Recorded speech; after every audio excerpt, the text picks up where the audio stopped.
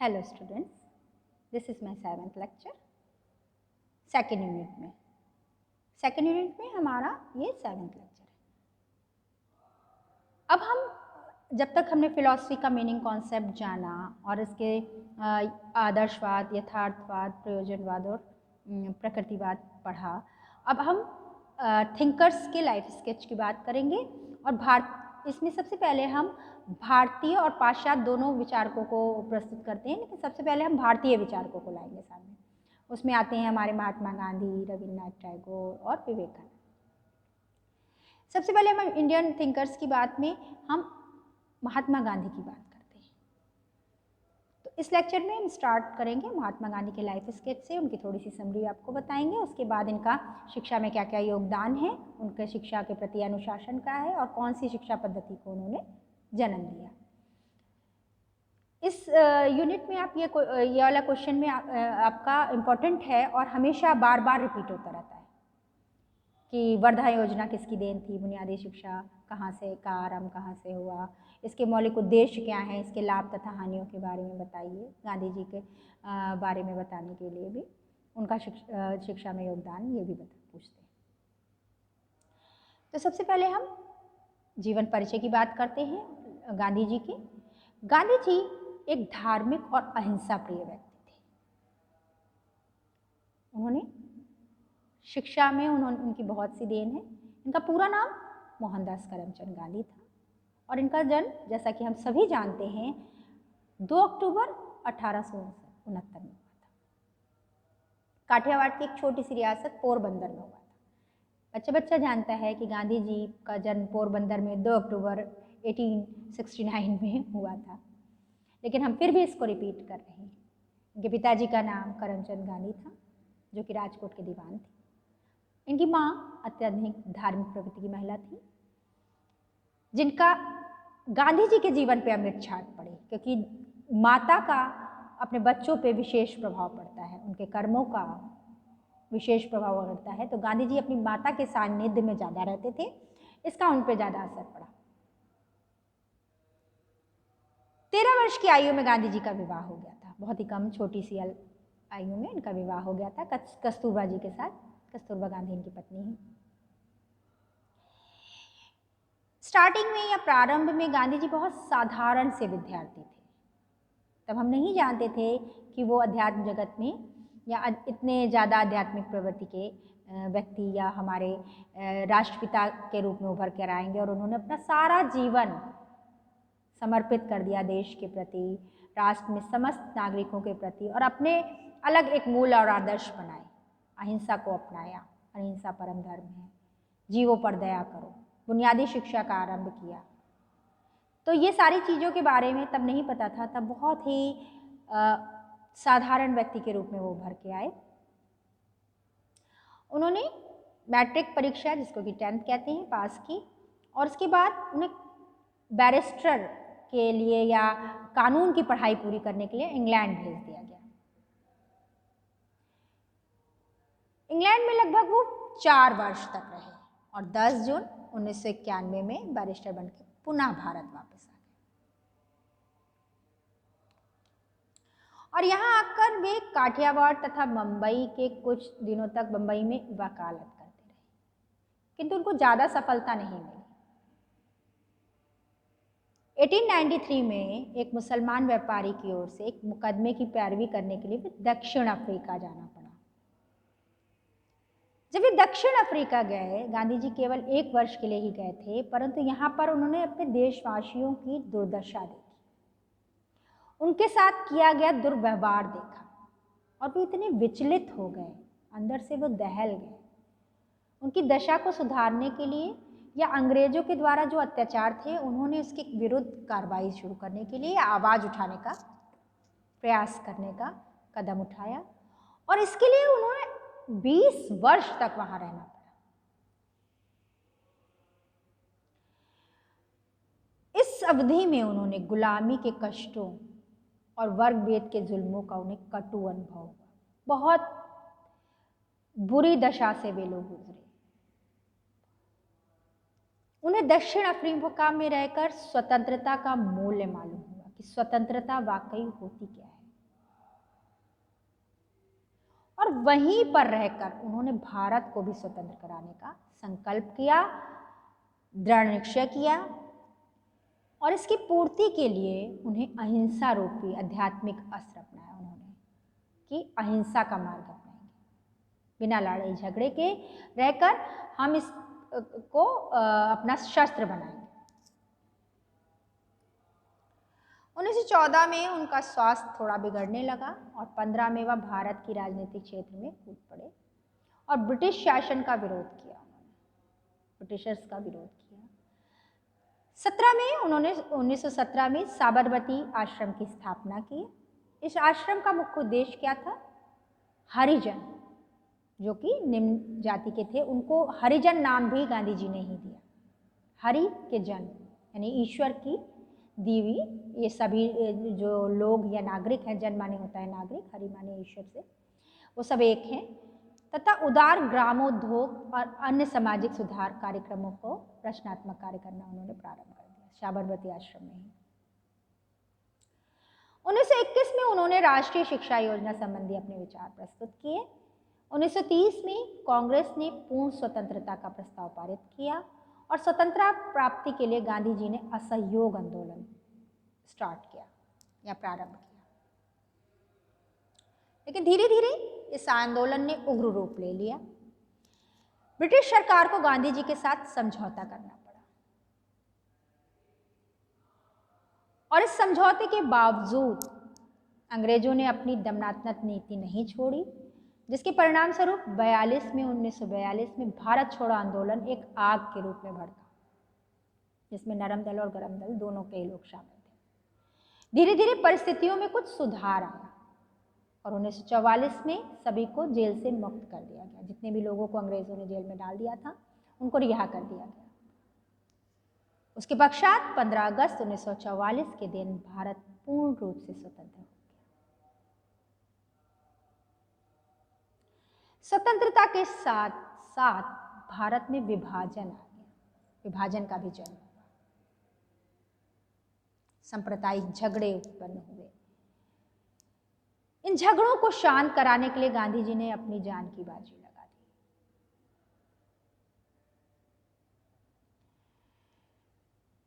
तीस जनवरी 1948 को नाथूराम गोडसे ने शुक्रवार के दिन उनको अपनी गोली का शिकार बनाया और उसी क्षण विश्व के महान विभूति तथा मानवता और स्वतंत्रता का अमर पुजारी हमारे बीच से उठ करके चला गया।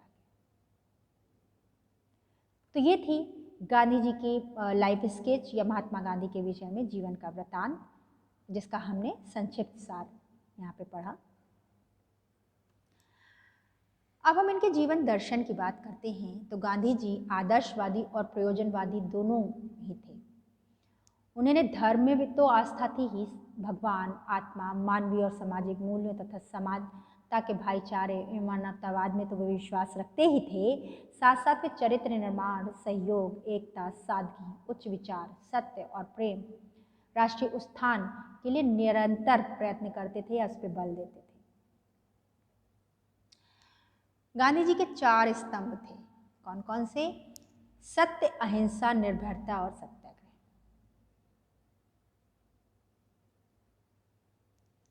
सत्य सर्वोच्च मानव मूल्य की मनसा वाचा से, अहिंसा हिंसा का सहारा कभी न लेना, निर्भयता दमन के विरुद्ध आवाज उठाना, सत्याग्रह सत्य का दृढ़तापूर्वक पालन करना।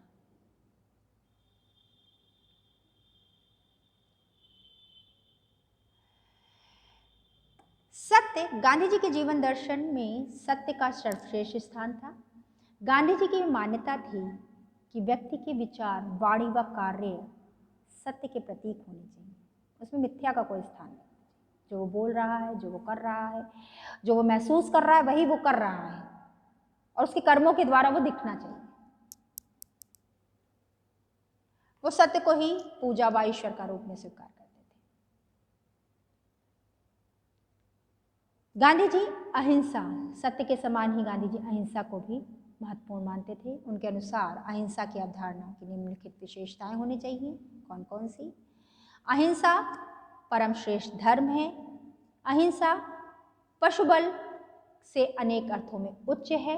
अहिंसा परम प्रेम व श्रद्धा पर निर्भर है। अहिंसा से त्याग की वृत्ति आती है। अहिंसा आध्यात्मिक अस्त्र है। अहिंसा के लिए साधारण एवं आत्मा पर नियंत्रण आवश्यक है। तो गांधी जी ने अहिंसा को अपना शस्त्र बनाया और अहिंसा से ही उन्होंने सत्य पर विजय प्राप्त की और अपने मार्ग का प्रशस्त किया। निर्भयता, गांधी जी के अनुसार निर्भयता का अभिप्राय जीवन के विभिन्न क्षेत्रों में व्यक्ति को निर्भीक कार्य करने से है। किसी भी विपत्ति आने पर वो निर्भय होकर कार्य का पालन कर सके। सत्याग्रह, सत्य का अर्थ झूठ से परे, सत्य का बल दृढ़ और अवलंबन। जो व्यक्ति सत्य पर अड़िग रहता है वह जीवन में सफलता की ओर उन्मुख होता है, उनका ये मानना था।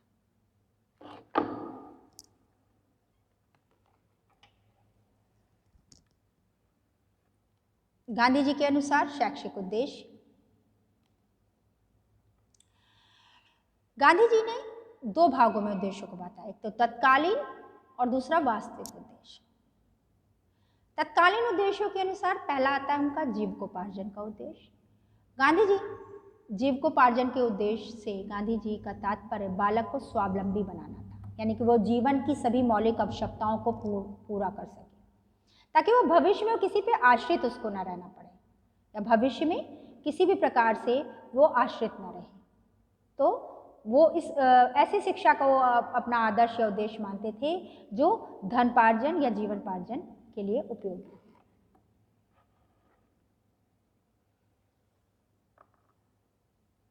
दूसरा आता है सांस्कृतिक उद्देश्य। इस उद्देश्य तात्पर्य बालकों को अपने व्यवहार में अपनी संस्कृति को व्यक्त करने के लिए बनाना। हमारी जो परंपराएं हैं, संस्कृति, हमारा जो कल्चर है, उसको धरोहर बना के वे भारतीय संस्कृति को परिष्कृत करना चाहते थे, बहुत अच्छा परिमार्जित करना चाहते थे, एक दूसरे में ट्रांसफर करना चाहते थे। तो संस्कृति पे भी उन्होंने विशेष बल दिया।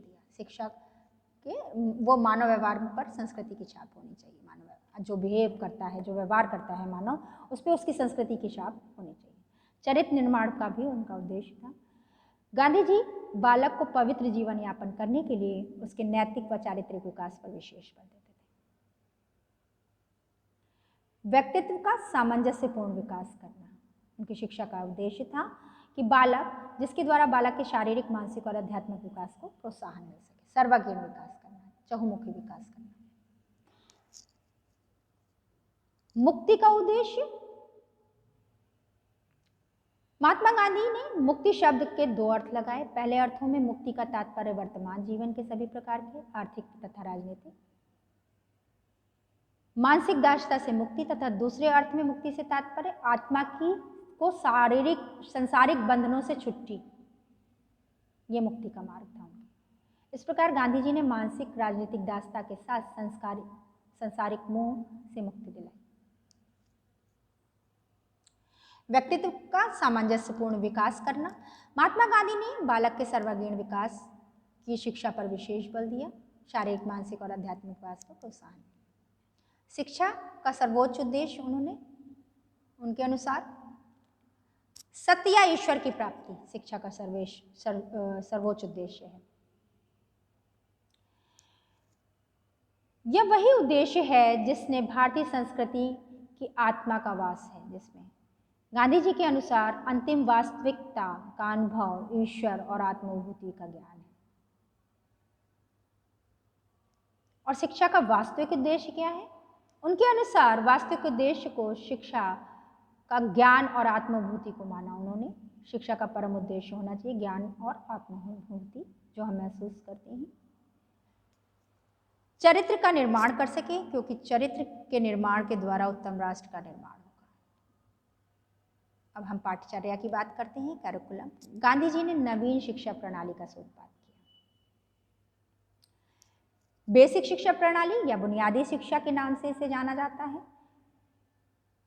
इस शिक्षा की पाठचर्या में क्या है? क्रिया प्रधान, ये इनकी अमूल देन है। इसका उद्देश्य बालक को कार्य तथा प्रयोग की खोज के द्वारा उसका शारीरिक, मानसिक और आध्यात्मिक शक्तियों का विकास करना। बुनियादी शिक्षा का मेन उद्देश्य है, जिससे कि क्या हो, वो आत्मनिर्भर बन सके, समाज का एक आवश्यक अंग बन जाए।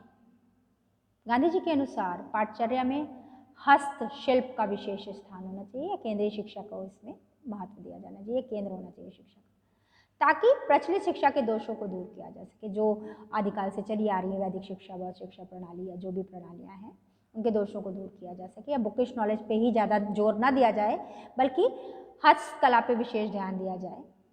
जो बच्चा अपने अपने हाथों से जो चीज़ों का, जैसे शिल्प है, कृषि, कताई, बुनाई, हत्थे का काम, लकड़ी का काम, चमड़े का काम, मत्स्य पालन आदि को बहुत महत्व दिया गया,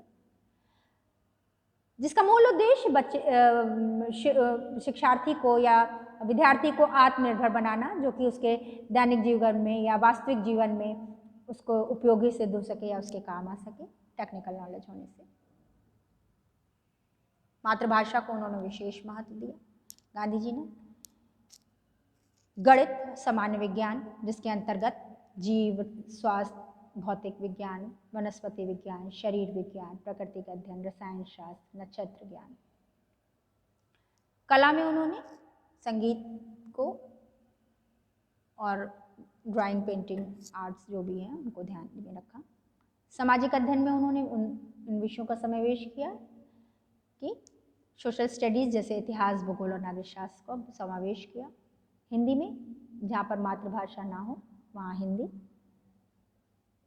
शारीरिक शिक्षा और खेलकूद व्यायाम, शारीरिक शिक्षा में उन्होंने खेलकूद और व्यायाम को विशेष महत्व दिया। स्वस्थ शरीर में ही स्वस्थ मस्तिष्क का निवास होता है। महात्मा गांधी ने प्राथमिक व निम्न माध्यमिक स्तर के बालकों के लिए पाठचर्या का निर्धारण किया। गांधी जी के अनुसार अनुशासन का क्या महत्व है? गांधी जी ने अनुशासन को व्यक्ति के जीवन का में महत्वपूर्ण स्थान दिया। उन्होंने प्रभावात्मक अनुशासन पर बल दिया। ऐसे अनुशासन से है तात्पर्य इसका जिससे बालक आत्मानुशासित होकर कार्य कर सके। उन्होंने शिक्षकों को अनुशासन में रहने का सुझाव दिया। अगर शिक्षक अनुशासित होंगे तो शिष्य भी अनुशासित होंगे, उनसे प्रेरित होंगे, उनके व्यक्तित्व से प्रभावित होंगे और उन्हीं का अनुसरण या आर्गन्तिकरण करेंगे या उन्हीं के चरणों पर चलेंगे, अनुसार चलेंगे। गांधी जी ने दंड रहित अनुशासन को प्रबल महत्व दिया या बहुत महत्व दिया। वे दंड के पक्ष में कभी नहीं थे, क्योंकि वो अहिंसावादी भी थे, तो उनका मानना था कि बालक पूर्ण स्वतंत्रता भी नहीं देनी चाहिए, स्वानुशासन पर विशेष बल देना चाहिए, लेकिन दंड ऐसा ना हो जिससे बालक को शारीरिक कष्ट हो। तो उन्होंने दंड उनकी भलाई के लिए ही दिया जा रहा है, ये उन्हें सिर्फ ये पता चले छात्रों को कि जो भी हमारे लिए शिक्षक या कर रहे हैं या हमारे माता पिता, वो हमारे लिए अच्छा कर रहे हैं, ना कि दंड से उसका दमनात्मक विकास हो सके। तो दंड रहित अनुशासन पर बल दिया। स्नेहयुक्त व विश्वासयुक्त अनुशासन पर विशेष बल देते थे। उनके अनुसार जीवन अनुशासित रूप में व्यतीत किया जा सकता है, इसके लिए छात्रों को अनुशासन पर रहना सिखाना चाहिए। दमनात्मक अनुशासन के वे समर्थक नहीं थे, उनकी आलोचना करते थे। उनका मानना था कि बालक को स्नेहपूर्ण भी समझाया जा सकता है या बातों को बताया जा सकता है कि ये तुम्हारे लिए अच्छा है, तुम्हारे बौद्धिक विकास या सामाजिक विकास के लिए ये बहुत अच्छा है, और अगर इन विषयों को पढ़ोगे, इस तरह से तुम अपना अनुसरण करोगे तो तुम्हारे लिए दोनों बौद्धिक और शारीरिक मानसिक विकास होगा। आत्मानुशासन पर भी विशेष बल देते थे। उनके अनुसार जब तक बालक में स्वयं अनुशासन की भावना जागृत नहीं होगी तब तक कि वह अनुशासित नहीं रह सकता। अब हम जानने की कोशिश करेंगे कि बेसिक शिक्षा का कॉन्सेप्ट क्या है या वो है कहाँ, क्या है। स्वतंत्रता की लड़ाई के साथ साथ तत्कालीन शिक्षा में अनेक महत्वपूर्ण सुधार आए। सर्वप्रथम 1921 में अपने साथियों को के समक्ष राष्ट्रीय शिक्षा का प्रस्ताव रखा गया। इसको मूर्त रूप नहीं दिया गया। 1937 में भारत के समस्त प्रांतों में सरकार का गठन हुआ। समस्त प्रांतों में 11 में से 7 प्रांतों में कांग्रेस के लोग मंत्रिमंडल के सदस्य बने। अक्टूबर में 1937 में वर्धा में राष्ट्रीय शिक्षा का सम्मेलन आयोजित किया गया। इसमें गांधी जी ने राष्ट्रीय शिक्षा की रूपरेखा प्रस्तुत की। इसको वर्धा योजना के नाम से भी जाना जाता है। बेसिक शिक्षा का अर्थ क्या है? बालकों को उनके वास्तविक जीवन से जोड़ने के लिए आधारभूत सिद्धांत प्रस्तुत किया गया, ज्ञान और कौशल को प्रदान करना व अपने को आपको वास्तविक जीवन के लिए तैयार कर सके। तो बेसिक कॉन्सेप्ट उनका क्लियर हो सके, इसके लिए उन्होंने बेसिक शिक्षा पद्धति का आरंभ किया। इसका रूपरेखा कैसे तैयार की गई कि 7 से 14 वर्ष के बच्चों के लिए अनिवार्य और निःशुल्क शिक्षा का प्रावधान है, जो कि आज भी है, लागू है ये पद्धति प्राथमिक शिक्षा के माध्यम से। शिक्षा का माध्यम मातृभाषा ही होना चाहिए, जिसमें शुल्क और उद्योग को विशेष आधारित होनी चाहिए या इसमें विशेष ध्यान देना चाहिए। शिल्प का चुनाव बच्चों की योग्यता और क्षेत्रीय आवश्यकता पर आधारित, जो उस क्षेत्र की आवश्यकता हो, रिक्वायरमेंट हो जहाँ पे, और जहाँ की जैसी फसलें हों, जहाँ जैसा लकड़ी का काम होता हो, जहाँ जितना हस्त और कुटीर उद्योगों को उसी के अनुसार अनुसरण किया जाए। बच्चों के द्वारा निर्मित वस्तुओं का उपयोग करते हुए उनके द्वारा किए गए आर्थिक लाभ से स्कूली बैग की पूर्ति की जाए। सारे खर्चे, उनकी फीस, यूनिफॉर्म, उनके खर्चे, उनके खाने पीने की व्यवस्था भी उन्हीं के बनाए हुए सामान को बेच करके उनकी पूर्ति की जाए। शिल्प की शिक्षा बच्चों के जीवनोपार्जन के अनुसार हो। शिल्पों की शिक्षा में आर्थिक महत्व के साथ साथ सामाजिक और वैज्ञानिक महत्व को भी स्वीकारा गया। इसका कैरिकुलम कैसा था? गांधी जी की पाठचर्या। बेसिक शिक्षा के उन उद्देश्यों की प्राप्ति के लिए निम्नलिखित पाठचर्या को अपनाया गया। पहला, हस्त कौशल एवं उद्योग, जिसमें कताई, बुनाई, बागवानी, कृषि, काष्ठ, मछली पालन और मिट्टी के काम का, चर्म काम का समावेश था। मातृभाषा पर विशेष बल दिया गया, क्योंकि कम्युनिकेशन स्किल या जितना भी हम लोग आदान प्रदान प्रोडक्शन के लिए करें या बोलें या कहें, वो मातृभाषा के माध्यम से ही होना चाहिए। हिंदुस्तानी हिंदी, उनके लिए हिंदी मातृभाषा, जिनकी मातृभाषा हिंदी ना हो उनके लिए हिंदुस्तानी। व्यवहारिक गणित, अंकगणित, बीजगणित, रेखा गणित, वही विषयों को सम्मिलित किया गया, नाप तौल वगैरह जो भी। तो व्यवहारिक गणित पे इन्होंने ध्यान दिया गया। सामाजिक विषय में इतिहास, भूगोल, सामाजिक अध्ययन और नागरिक शास्त्र का समावेश किया गया। समान विज्ञान में प्राणी विज्ञान, वनस्पति विज्ञान, रसायन, भौतिक, गृह विज्ञान,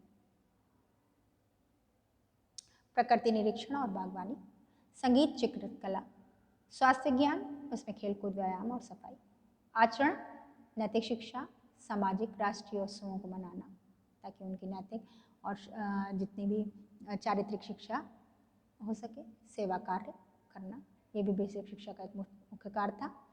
इनकी शिक्षा के उद्देश्य क्या थे? पहला है शारीरिक और मानसिक विकास करना, बेसिक शिक्षा का मुख्य उद्देश्य था। यदि बालक शारीरिक रूप से स्वस्थ रहेगा तभी वह मानसिक रूप से भी सक्रिय और स्वस्थ रहेगा, उनका मानना था। दूसरा आता है इनका सर्वोदय समाज की स्थापना। समाज के सभी वर्गों को एक साथ लेकर चलने और सभी वर्गों का विकास हो सके, ऐसा समाज जिसमें सभी वर्गों का उदय हो, तरक्की हो। गांधी जी इसको मानते थे, इस मान्यता को।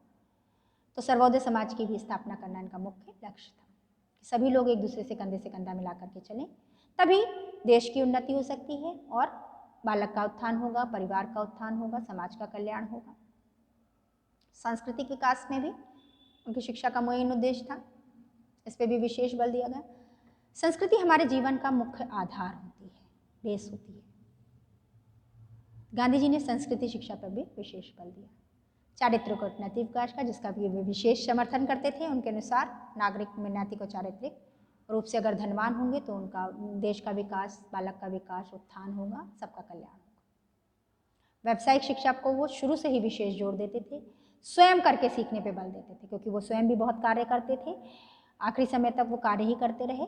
तो गांधी जी ये मानते हैं कि व्यावसायिक शिक्षा, जिसका माध्यम से जीविकोपार्जन हो सके, बालक में व्यावसायिक दक्ष बनाना, कुशल बनाना उसको व्यावसायिक क्षेत्र में, ताकि वो अपने जीवन की मूल आवश्यकताओं की पूर्ति कर सके, आर्थिक स्तर पर किसी पे निर्भर ना रह सके, आर्थिक स्थिति उसकी सुधरी रहे, इस पर भी विशेष बल देते थे। उसका आध्यात्मिक विकास हो। गांधी जी का अंतिम लक्ष्य ईश्वर का ज्ञान और आत्मानुभूति को मानते थे। उनका विश्वास था कि प्राचीन काल में भारत ऋषियों की भांति ही शिक्षा के उद्देश्यों को पूरा किया जा सके,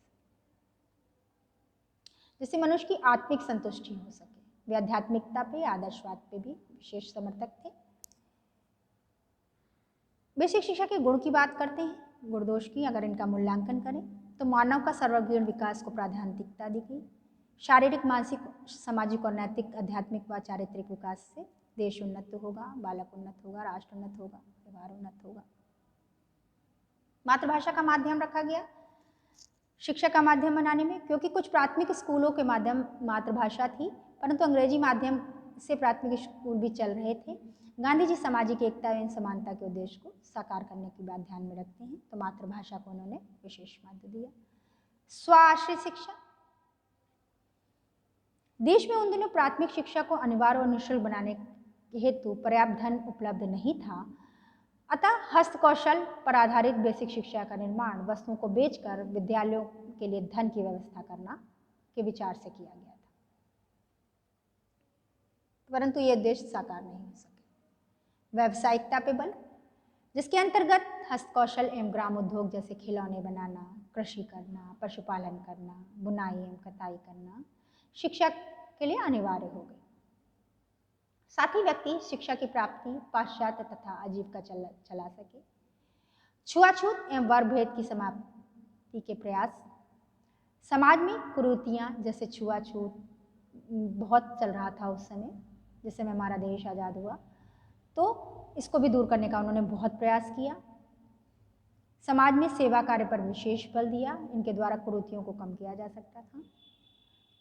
वास्तविक जीवन से संबंधित पाठचर्या पर उन्होंने महत्व दिया, मनुष्य का सर्वांगीण विकास हो सके।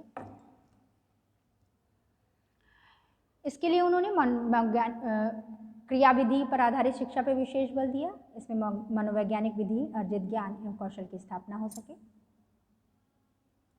ज्ञान व क्रियाओं में एकरूपता, इसके अंतर्गत समस्त ज्ञान एवं क्रियाओं को महत्वपूर्ण मानकर समस्त विषयों में हस्तकौशल, उद्योग, सामाजिक पर्यावरण, प्राकृतिक पर्यावरण को इकाई माना गया। विद्यालय एवं समाज में अंतर संबंध, इंटरकनेक्टेड थे दोनों, तो बेसिक शिक्षा प्रणाली समाज से संबंधित है, अतः अंग्रेजी शिक्षा प्रणाली में विद्यालय का सामाजिक जीवन से कोई संबंध नहीं था। बेसिक शिक्षा में समाज से जुड़े पक्ष जैसे भाषा, हस्तकौशल, उद्योग आदि को विशेष माना।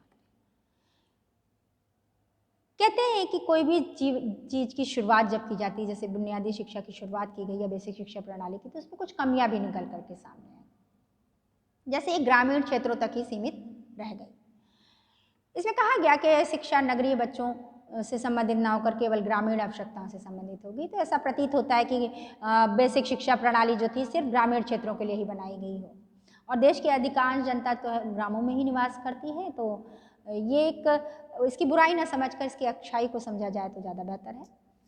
केंद्रीय विषय हस्तकौशल, जिसको कि सेंटर पॉइंट बनाया गया, तो बेसिक शिक्षा में हस्तकौशल पर अत्यधिक बल दिया गया, इसे पाठ्यक्रम का केंद्रीय विषय निर्धारित नहीं किया गया। जाकिर हुसैन समिति ने स्कूली समय 5 घंटे 30 मिनट से घटाकर 3 घंटे 20 मिनट इसलिए कर दिए निर्धारित किए कि शिक्षा का समस्त विषय एवं क्रियाओं पर ध्यान दिया जाना चाहिए, न केवल एक विषय की क्रिया पर। अधूरी व्यवस्था, इस योजना में नगरीय बच्चों की अपेक्षा मात्र ग्रामीण बच्चों पर ध्यान दिया गया।